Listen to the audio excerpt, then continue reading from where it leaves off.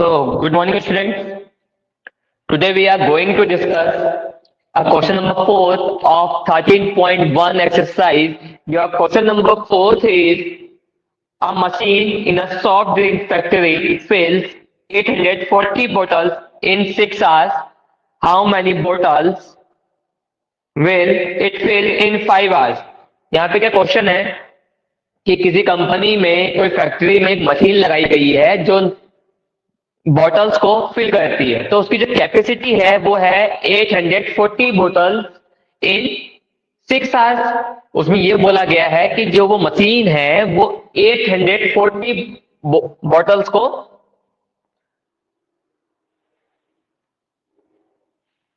Fill कर सकती है कितने आवर्स में? 6 आवर्स में। ठीक है, तो यहां पे हम अगर क्वेश्चन को देखें तो यहाँ पे देखो हमें हर बार एक टेबल बना के चलना होगा इतने इन डायरेक्ट प्रोपोर्शन और इनवर्स प्रोपोर्शन के क्वेश्चन में, ताकि हमें क्वेश्चन समझ में आए कि हमें एक्चुअल में निकालना क्या है। ठीक है, जैसे कि यहाँ पे अगर मैं कॉलम बना के चलूं तो यहाँ पे हम लिख सकते हैं क्या, नंबर ऑफ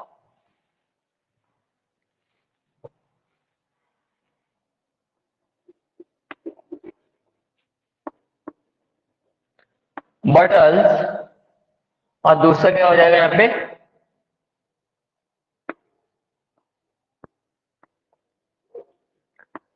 टाइम इन आज। यहाँ पे हमको बोला गया है कि जो हमारी मशीन है वो 840 बॉटल्स फिल कर सकती है कितने आवर्स में?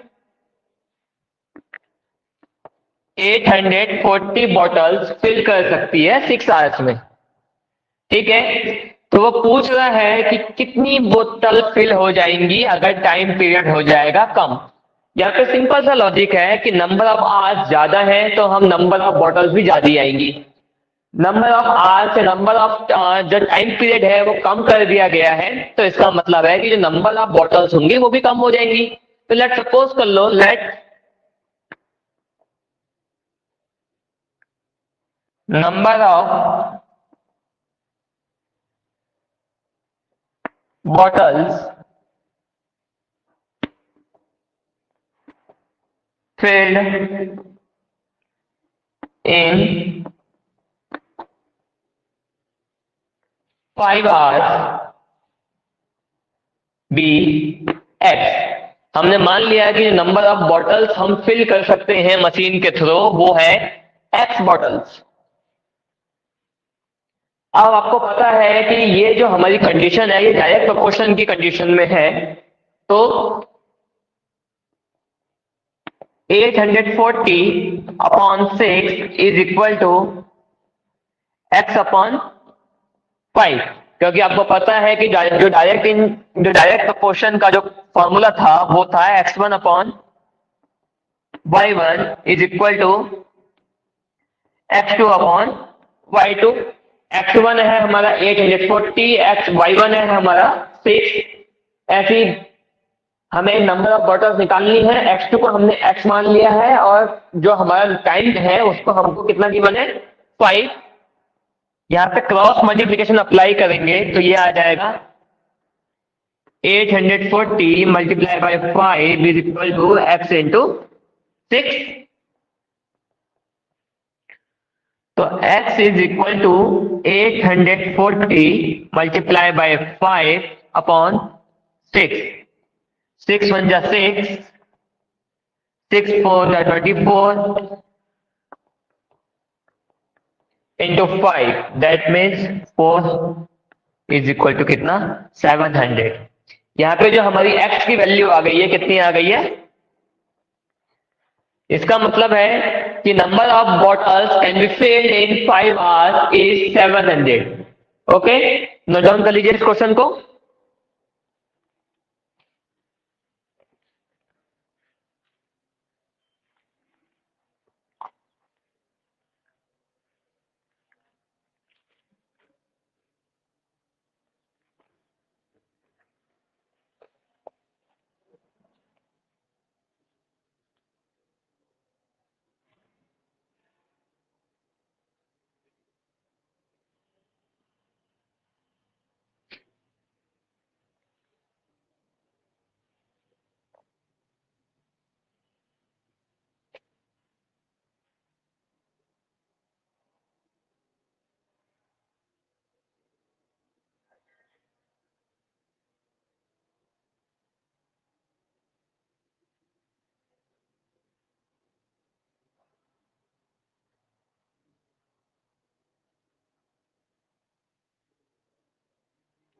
Now, question number fifth. Now, in question number fifth,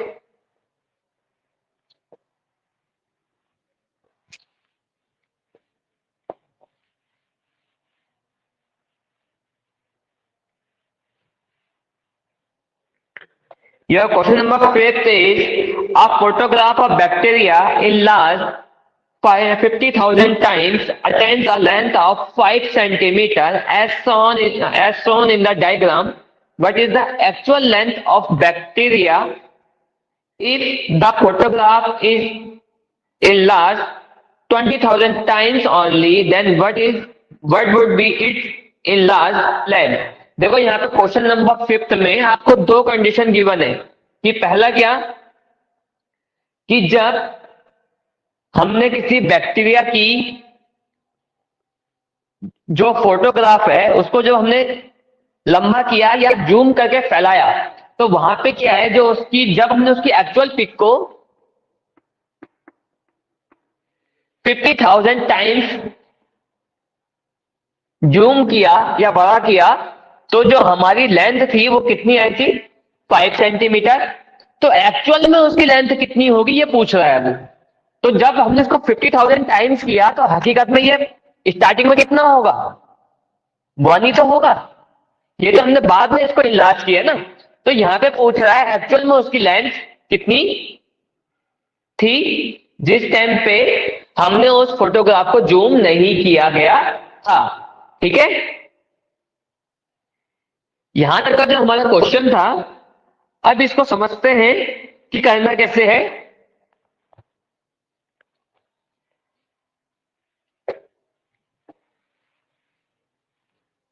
now question number 5,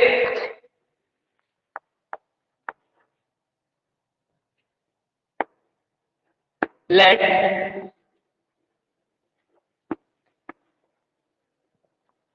actual length of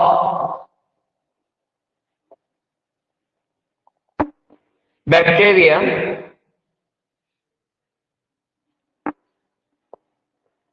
be x। ठीक है,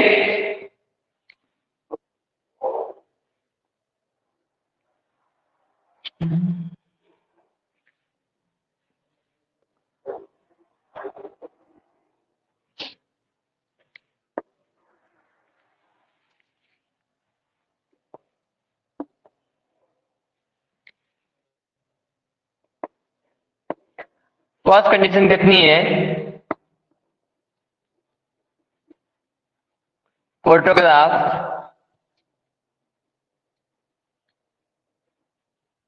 एनलार्ज और यहां पे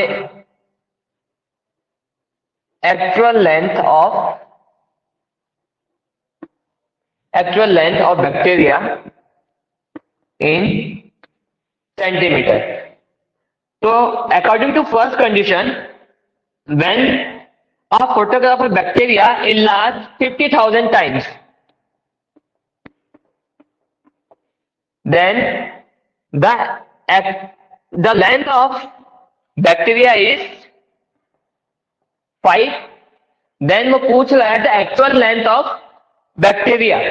ठीक है, हमने मान लिया कि जो एक्चुअल लेंथ है बैक्टीरिया की वो कितनी है x है और ये हमें कितना दिया गया है फर्स्ट। ठीक,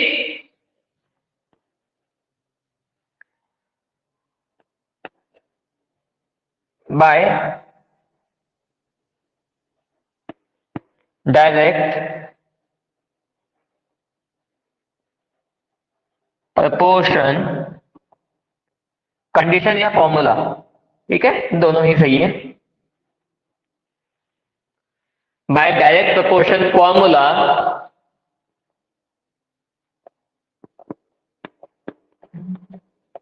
$50,000/5 इज इक्वल टू 1/x।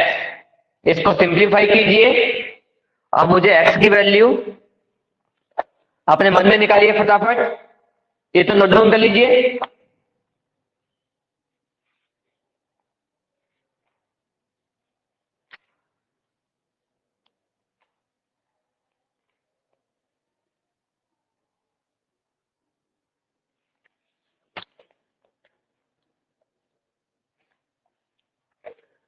इसको जब सिंप्लीफाई करेंगे तो आंसर कितना है आपका, इधर से इधर मल्टीप्लाई, देन सॉरी इसकी हमें जरूरत नहीं है, 5 × 5 10,000, दैट मीन्स 10,000 by 1 × 1 × x। तो हमारी x की वैल्यू कितनी आ जाएगी, 1/10,000। इसी को हम क्या लिख सकते हैं, x इज इक्वल टू 1/10⁴।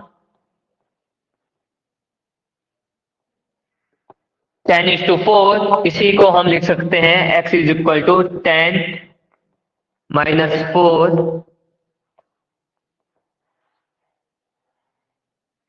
ठीक है, सेंटीमीटर। यहां तक क्वेश्चन समझ में आया सबको, इतना नोट डाउन कर लीजिए।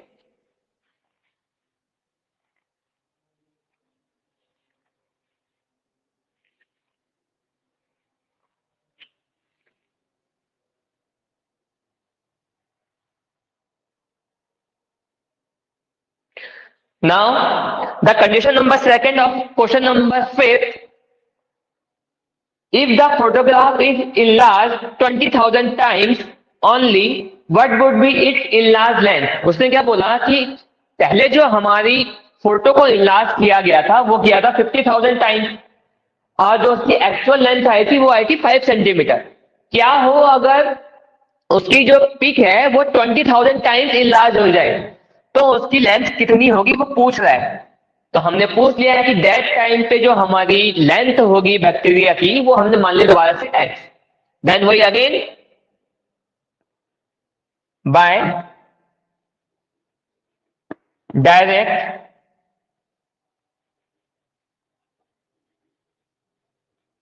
proportion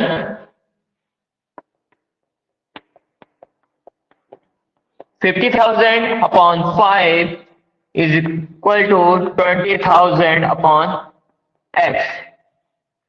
सिंप्लीफाई करेंगे इसको,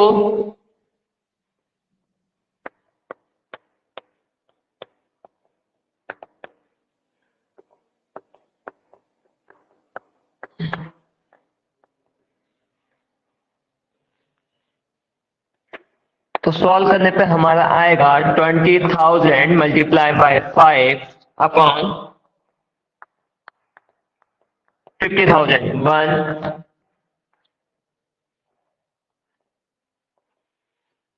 ठीक है, 5 से 5 cancel, that means x is equal to 2 centimetre. ठीक है स्टूडेंट, यहां तक नोट डाउन कर लीजिए। और ध्यान रखो, आपको हर एक चैप्टर में क्वेश्चंस को करने से पहले उसकी इंट्रोडक्टरी वीडियो हमेशा देखनी है कि आपको पता चल पाए कि एक्चुअल में चैप्टर में चल क्या रहा है, ठीक है। अदरवाइज आपको फॉर्मूला अप्लाई करना नहीं आएगा, आप एज ए खाली गैस करते रहोगे कि कहाँ पे डायरेक्ट प्रोपोर्शन है, कहाँ पे इनवर्स प्रोपोर्शन है। अभी इस क्वेश्चन को नोट डाउन कर लीजिए, इसके बाद हम चलेंगे क्वेश्चन नंबर 6 में।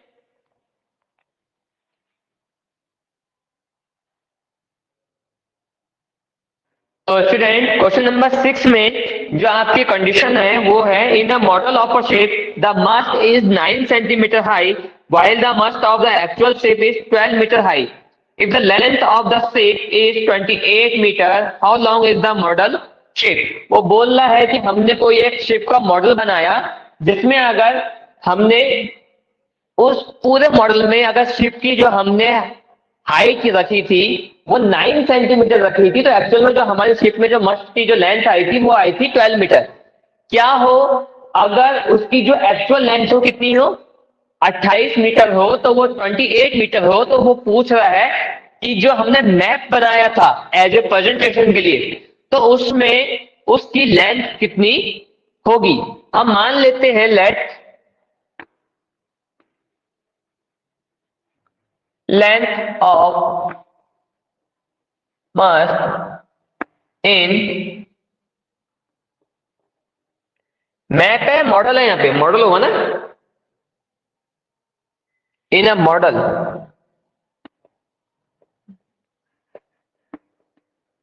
in model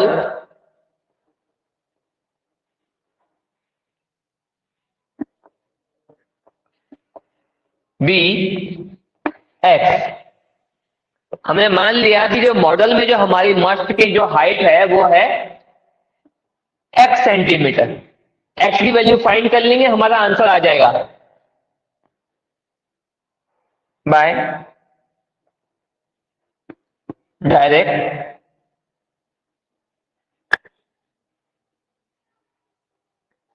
proportion x1 upon y1 is equal to x2 upon y2। x1 की वैल्यू 9, y1 की वैल्यू 12, x2 की वैल्यू x एंड y2 की वैल्यू 28। इसको सिंप्लीफाई कर लेंगे तो ये आपका आएगा 9 into 28 multiply by x into 12।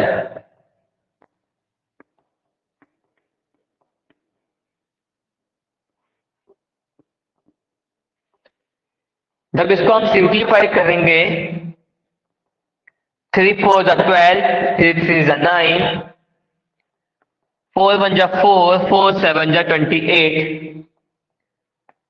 Then x is equal to 3 into 7, that means 21 centimeter. Therefore, the length of the mast in the model be 21 centimeter। ठीक है, नोट डाउन कर लीजिए इसको।